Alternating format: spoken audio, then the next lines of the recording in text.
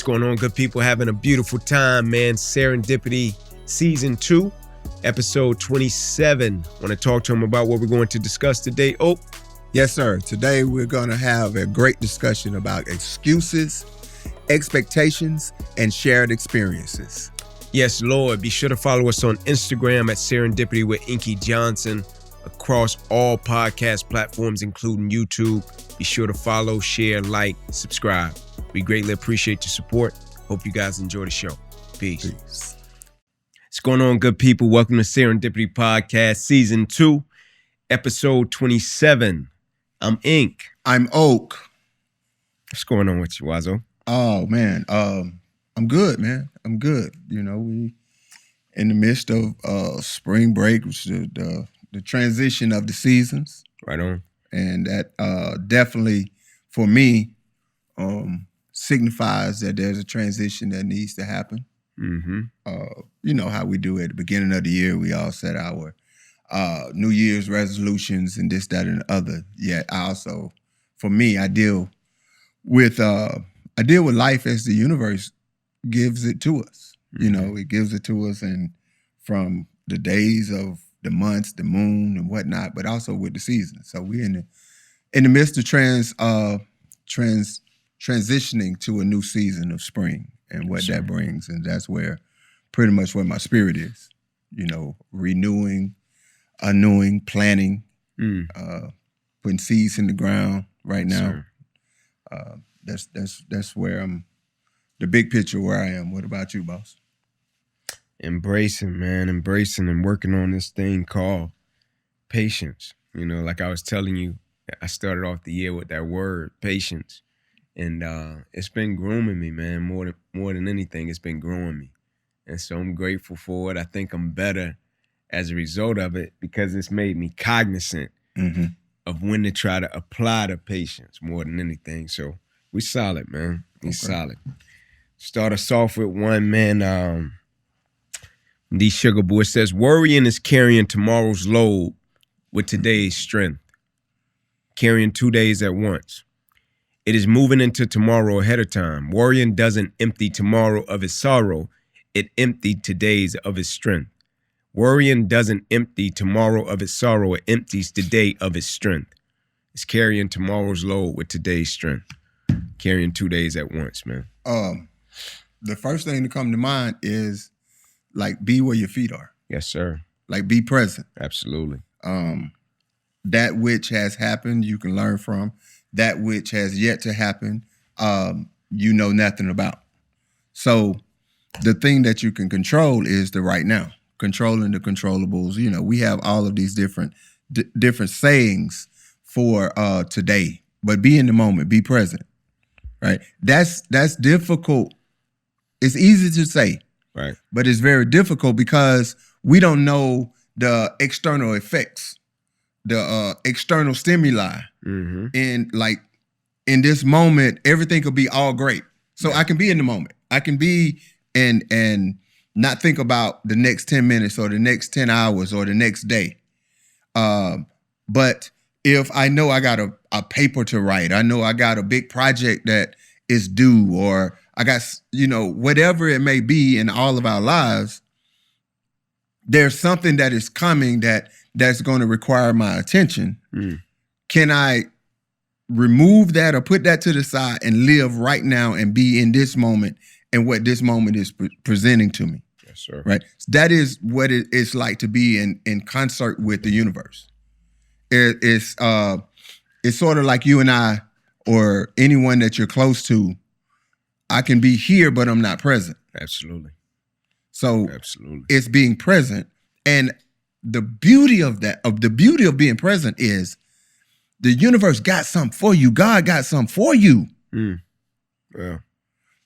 At every moment, there is something that God got for you that is going to enhance your life, but we miss it because we're thinking about tomorrow. Yeah. We're thinking about what's next. Yeah. And it's like, boom, because it's just like the river flowing. The river's not gonna stop. Oh, you missed it. I'm gonna back up. No, the river's gonna flow. Time is going to keep going.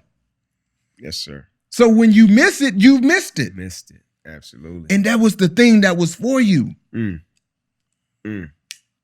That very thing, it was for you. It was part of your healing. It was part of your whatever it is that you feel like, or whatever it is that you need. Yes, sir. We missed it because we were thinking about tomorrow. That's the importance of being where your feet are. That's why it's important. And it may not be such a big revolutionary thing, but guess what? It may be. Absolutely. But either way, because you were not where your feet are, you missed it.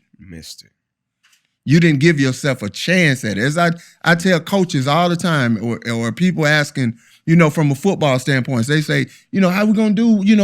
What you gonna do? How the team is gonna do this weekend? What about the game? Tell me about the game. Hey man, we just trying to line up right. Yeah. Because if we don't line up right, we don't give ourselves a chance to be successful. Absolutely. So I just want to line up right. I just want to put my feet on the floor. I just want to be present.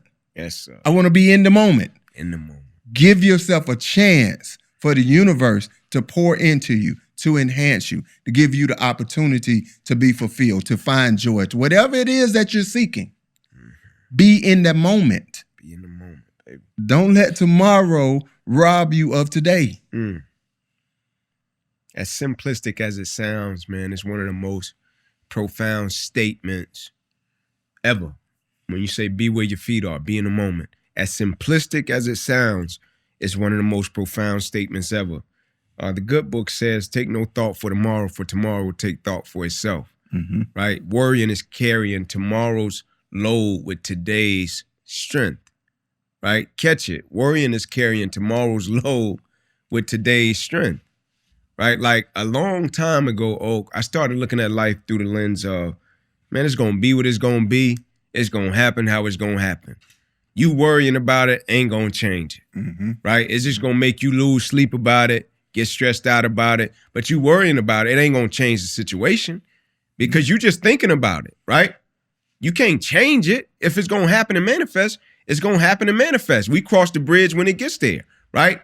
But when you worry about something, more times than not, it creates a negative connotation and perspective upon what you're worrying about, right? It's like I read a quote once that said, the fear of something happening oftentimes is more powerful than it even happening, right? The fear of something happening is even more powerful than it actually happening. Oftentimes you're worrying about the fear of something happening, that the fear and the thought becomes more powerful than the actual manifestation of it happening. Because you worried about it for so long. You can get to that point and it may not even happen, right? Like worrying is carrying tomorrow's load with today's strength. Like stop worrying about it, right? It says it in the Bible, right? Look at the birds. Look at the lilies of the field. Don't I provide for them and take care of them? Aren't you more important than them? What you worrying about it is going to do about it. Embrace it as it comes and unfolds and manifests. Don't worry about it, man. Think about it, right? But don't worry about it. Worrying does nothing. It changes nothing, right? Appreciate it when it comes, embrace it, and navigate how you need to navigate. So somebody, they just heard both of our diatribes about, yes, sir. Not worrying and not taking it, not bringing tomorrow into today. And I just want to clarify. That does not mean for us not to plan, not to think about, not to be and give ourselves the opportunity to be prepared for what's next. Absolutely. We're not saying that. Absolutely. Am I? Yeah, you got it. You got to plan, strategize. So how do I distinguish between worrying and planning? Right. Worrying causes stagnation and you don't move. Okay. Oftentimes when a person worry about something, you just sit and you think about it and you don't take a plan of action. Preparation involves action. I'm finna move. I'm finna strategize. I'm finna put things in place. I'm about to prepare. I'm about to prepare a place for if something happens. Like that's different. Worrying, oftentimes, a cat is just stagnant. They don't move. You just think about it, right? It almost paralyzes the action that you can take in terms of doing something. But I think when you strategize and when you plan for something, it involves a level of action that puts you in the proper situation in case something does happen. And for me, I also think about the notion of worrying if it doesn't bring you peace. Because what's worrying for me may not be worrying for a person who's wired to plan. Right. I'm not necessarily wired to plan. I'm more so wired to strategize. Right. That's just who I am. Right. So if I got to plan something, then that brings angst and worry into me. I'm not. I can't plan that. I don't know what's going to happen May 16th. I don't even care about what happened in May 16th until May 14th get here. Yeah. Right. That's the way my DNA works. I got you. But someone else, they want to know and they need to know everything up until the next 30 days. Absolutely. So worrying is that thing that prohibits you or that doesn't bring you peace. Some people enjoy thinking about something, toiling over something, wrestling with something in their mind. Right. Day in and day out. And it's like it brings them a level of peace. Right. It doesn't bring me nor you a level of peace. Right. So I don't want us to or be misconstrued or taken the wrong way that we're saying don't do you. What we're saying is do you. Handle your business. Anything that is outside of how you process is what we call worrying. Is that fair to say? Absolutely. Right. So what we're saying is get in your process, get in your flow, do it how you do it, that is most efficient and that brings you peace. If it doesn't bring you peace, that is the issue. That's what I mean when I say put your feet on the floor, be present. If it is not bringing you peace, if it's not bringing you solitude in that moment, then your feet are not on the floor. You're getting swayed by the waves. You're getting swayed by the tide. You're getting swayed by the wind, whatever, however you want to, describe it. So putting your feet on the floor is finding your solitude and finding your peace. Yeah. Whatever that looks like and however that feels. Yeah. And I got a question and then I'm going to shift it. And I need to borrow your pen, man. I can't. My question for you is, I want you to think about something, right? Have you worrying about a situation ever changed it? Like, that's the only thing I want you to ask yourself. Like, when you think back about experiences, people, situations, circumstance, have you ever worrying about a situation, like, ever changed it, right? Outside of you losing sleep, I'm not diminishing any situation, right? Because we all go through it. But when you think about it, say, man, me worrying about it, has it ever changed the actual situation? There's a difference in terms of strategy, but worrying about it, negative connotation to, has it ever changed anything, right? And so, I heard a coach say something a few days ago, man. They were talking to him about adversity. They said, man, your team has faced a little adversity, right, and opposition. And he said, oh, I loved how we performed, right? But they didn't get the victory, right? They lost. And so the guy that was talking to him and interviewing him was like, you love how y'all performed, but y'all lost. He was like, oh yeah, I love how we performed. It's like, I don't look at a loss the same way you may look at it. I look at it from individual progression. He's like, now I want you to realize something. He said, all adversity is not bad. All opposition is not bad. He said, sometimes you need a little adversity and opposition so you can learn how to navigate the train on the tracks.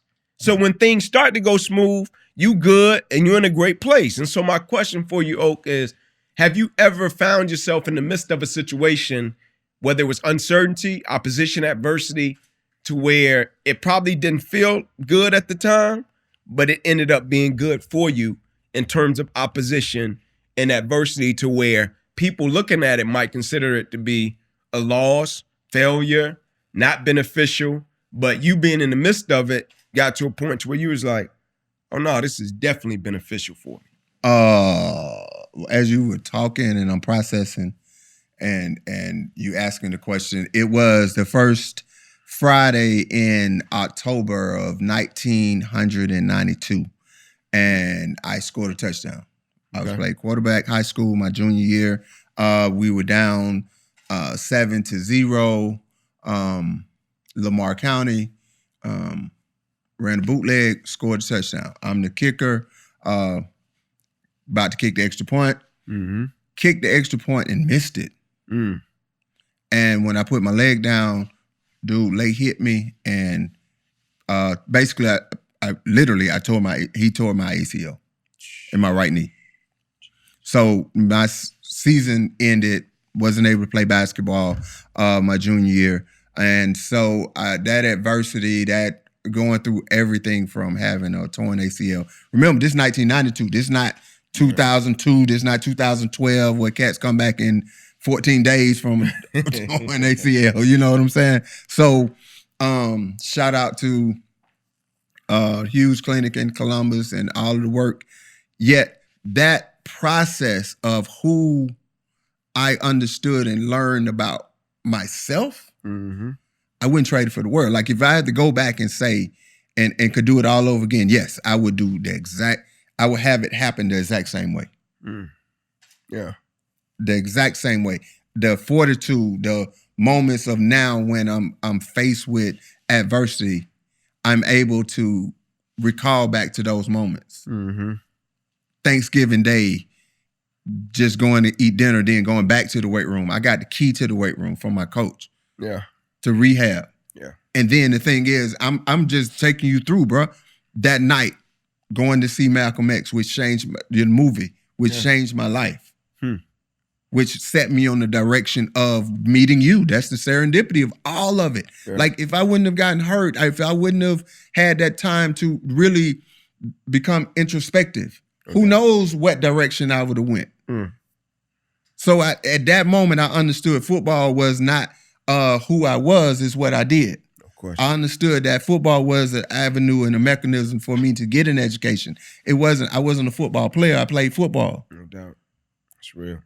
Right? So that being the catalyst, that event, tearing my ACL and having to go through the rehab and the tears and not even knowing, like, at the time where I was going to get a football scholarship.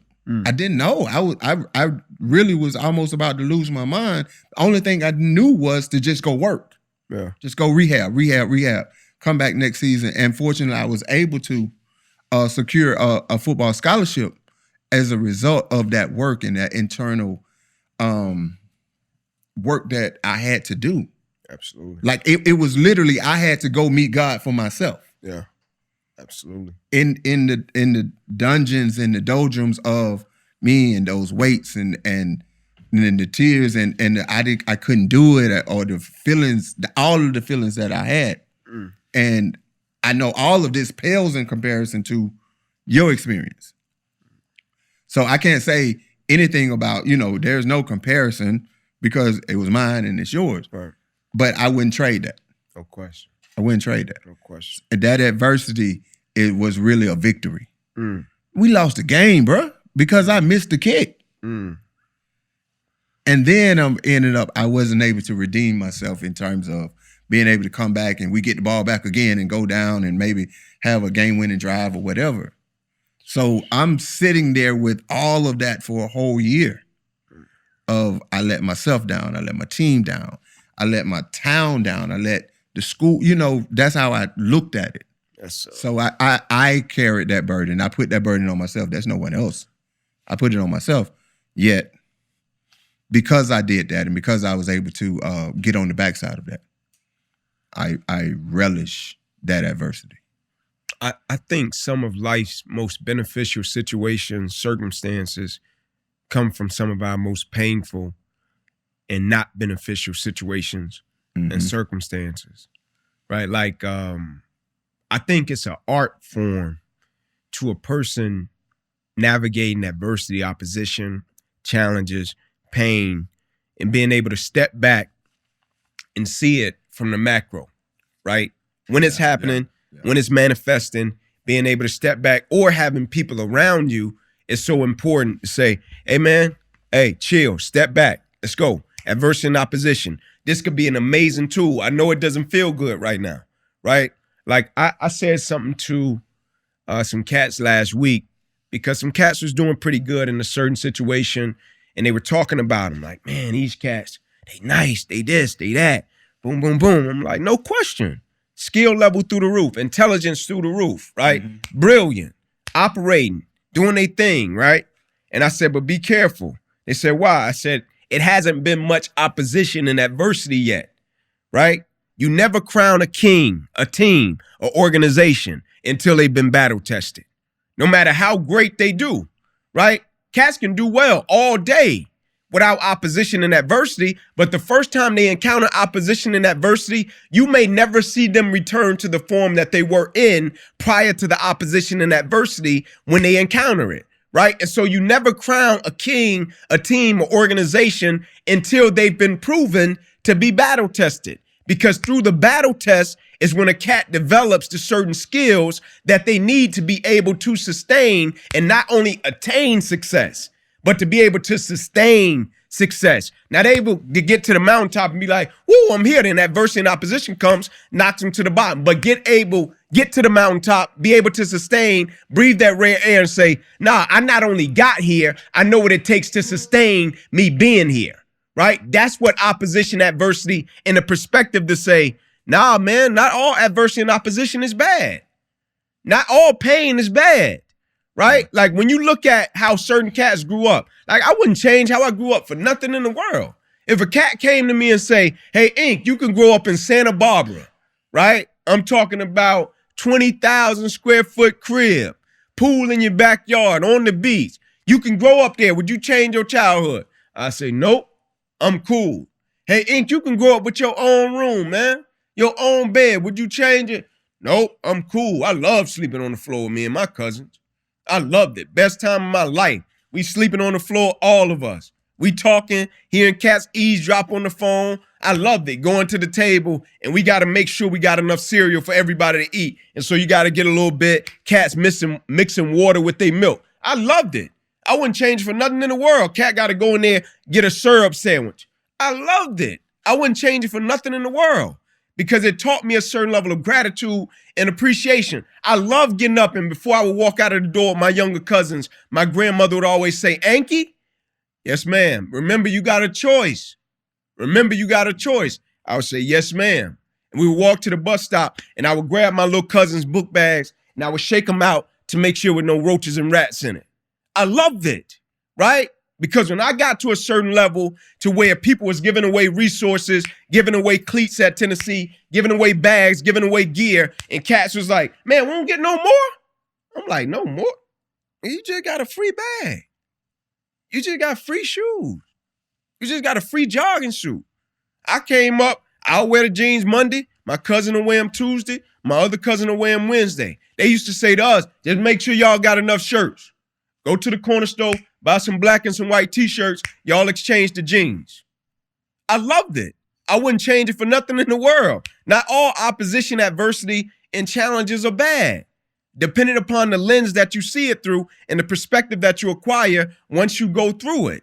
But if you're so busy focusing on the opposition and adversity and you thinking everything about you, you're going to miss 90 to 95% of the lessons that you can acquire and extract to make you a better person, to have shared experiences. So when you go into different environments, to be a better person, right? Shared experiences, right? It says it. We're overcomers by the blood of the Lamb and the word of our testimony. That's why when a cat share their story, you like, bro, that's wild. I could dig it. I'm picking up what you're putting down. Mm-hmm. That's why you don't want to miss it, right? What comes to mind when you think shared experiences, oh? That's the bonding that people really have. Like you only, or the strongest bond you can have with people is when you share experiences and share emotions. Mm. And not necessarily saying you have the same emotions. Right on. But you share emotions. Yeah. That requires a level of vulnerability. You can take any team, any organization, any family. Mm-hmm. They all can eat every Sunday together. But if they are not willing to share their emotions, then there won't be a connection. Mm. You can have a team that plays, and practices and fly together and travel together and be on the court together or the field together and whatnot. But if they don't share their emotions, then I don't know you. I love this. Oh, I love this, right? Like what creates, I want you to break this down because I want cats to hear. I think this is needed. what creates the space for cats to share them emotions? Like you're saying, because Vulnerability. cats could be at the Vulnerability. dinner table. Vulnerability. Yeah. Vulnerability. Talk Vulnerability. about that, man. Right? We have to be open enough. Yeah. We have to be willing to lose it all in order to gain everything. Yes, sir. Yes, sir. And then because you are in line with the universe, because you are in line with God, right? You're going to win. The only thing you have to do is be willing to lose it all. Just the willingness to lose it all in order to gain everything. That's vulnerability, right? So if I'm vulnerable, meaning I am not feeling my best today, I'm mad. And in fact, I'm mad with you. Okay, bruh. we can pontificate and talk all this shit. We can't want to. Take it there. So, cuz that sent me some stuff, I needed to send it back. Yes, sir. Over this past week. Yes, sir. I was dragging my feet on it. Yeah. And I had my reasons, my thought process. But I fucked up. I should have sent it to her when she asked for it. I was all the way wrong, man. Yeah. And when it was brought to my attention that I was all the way wrong, because I didn't know I was wrong. It wasn't my intent to be wrong, but I was wrong. And when it was brought to my attention to shift my perspective that I was wrong for not sending her what she had asked for, then I had a choice to make. I can make the excuses. I can give the reasons and be like, oh, she'll be, she'll be all right. She got it now. And we solved the problem. No. Vulnerability is when I saw her on site, I kneeled at her feet. I'm sorry, cuz. It wasn't my intent not to dishonor you like that. Like I dishonored her. It bothered me on the inside. So if you don't have those shared experiences with people to where you're able to be vulnerable, not when it's always good, even when it's not good, even when they may fuck up or you fuck up, excuse my language, I'm sorry. When you F up or they F up.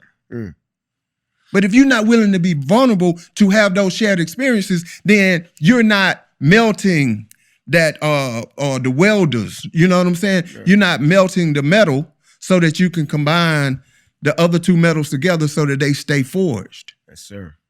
Vulnerability is melting the metal so that the metal stay forged together. That's good. Like literally, if you don't feel it inside, if you don't feel inside when you've done somebody, when you didn't uphold somebody's character, or when you fell short, or when you were not your best self with the people that you love, if that doesn't move you inside, I ain't got nothing for you, bro. I ain't got nothing for you. Yes, sir. Yes, sir. That's vulnerability. Yeah. That's removing of the ego. That's good. That wrong. And it was hard. Like, dang, I had my reason. I was all good. I felt good about it. Yeah. I felt good about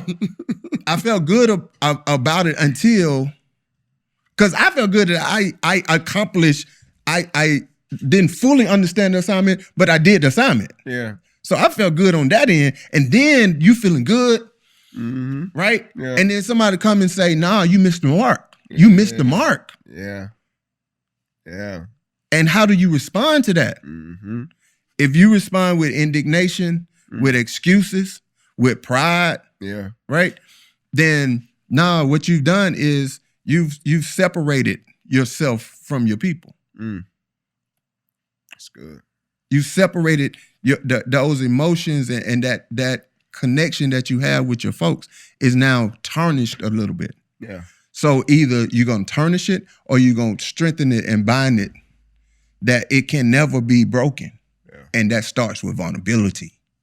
If you're not willing to be vulnerable, if you don't make the choice to be vulnerable, then you can never experience joy. You can never experience elation. You can never experience the fullness of what life has for you. Picking it up. The reason I asked that question too, man, that was strong. The reason I asked that question is because it's like having a space and environment to be vulnerable is extremely important. And what I've come to learn, even in my own life, just in terms of, because as people, man, like, people always want to give insight, advice, tell people what to do, tell people how to do it, especially if it works. Like, if a cat gets something that works, oh, man. They go to a PhD overnight. Well, they the doctor overnight. You know what I'm saying? They finna tell everybody how to do what they trying to do, right? It's like Jay-Z say, everybody can tell you how to do it and they never did it, right?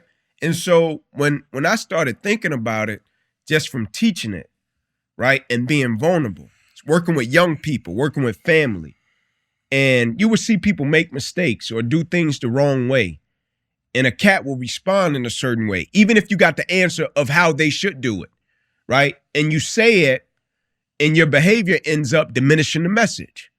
And so you said it one way, but the behavior that you reflected diminished the message. Mm-hmm. And so they didn't even hear the advice, the insight, the perspective because of the behavior and the way that you acted when you were relaying the message, right? And so it compromised the vulnerability, right? Mm-hmm. In a moment to where it could have been an amazing teaching moment. And so in my own life, what I had to realize was there was a gap between information, model, and vulnerability, right?